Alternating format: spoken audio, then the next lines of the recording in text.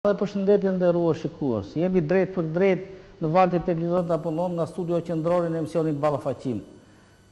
Shqipëria ose qeveria Rama refuzoi çaktivizimin e anëve kimike të Sirisë, të projekt amerikan për të cilën u deshën protesta të vazhdueshme, të cilat ndikojnë drejt për drejt në këtë vendimarrje.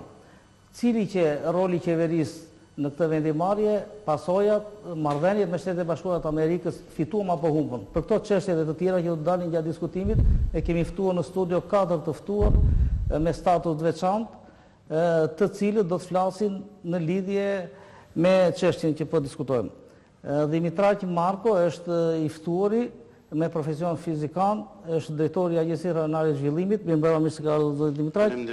Është Ilir Hila, kimist, mirëmbrëma se ka ardhur zoti Ilir, Evdar Kodeli, ekonomist, mirëmbrëma zoti Evdar, dhe gazetari Ilir Muska, drejtori informacionit në televizion Apollon. Mirëmbrëma zoti Ilir, mirë se keni ardhur gjithë.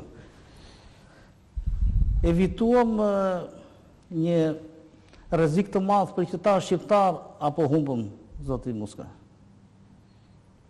Unë do preferoja ta nisje me të ftuarit, megjithatë me që mu drejtohet mua. Unë do thoshë që kemi me dy fjali. Kemi fituar një gjë shumë të madhe dhe kemi humbur një gjë shumë të madhe. Dhe i bie që rezultatet jetë atje ku ishim.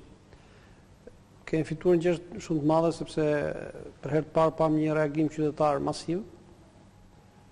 Dhe fitoria më e madhe ishte që ky reagim qytetar nuk mundi të nënshtrojë ose nuk mundi të përvetësojë nga klasa politike edhe pse u tentua. Dhe ajo që kemi humbur, por që ne nuk e dinim se do ta humbistim, se po ta dinim nuk besoj se do kishte nuk do ishte kjo situatë, besoj që kemi humbur një shans shumë të madh, nëse ajo ofertë amerikane qëndron realisht, nëse Shqipëria do të kishte pranuar që ta zgjesonte armët kimike në territorin tonë. Kështu që besoj që tani reagimi është i vënuar dhe është i kot, besoj, por të paktën njerëzit kanë filluar të kuptojnë që jemi nxituar në atë jo që thamë, edhe pse ajo jo ishte e kryeministrit, por e diktuar shumë nga protesta masive e qytetarëve.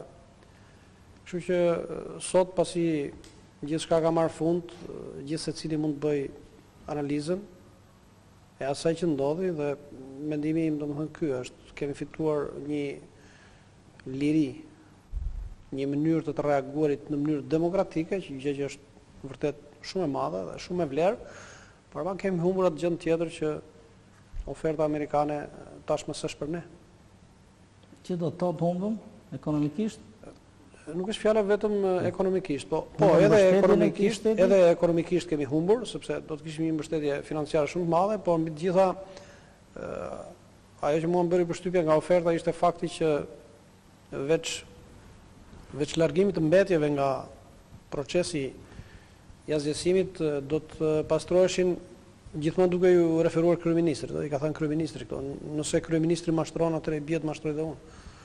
Po nëse ato që tha kryeministri që do të pastroheshin dhe 31 njollat problematike që ka territori shqiptar dhe shumë gjëra të tjera, atëherë i bie që kemi humbur gjë shumë të madhe.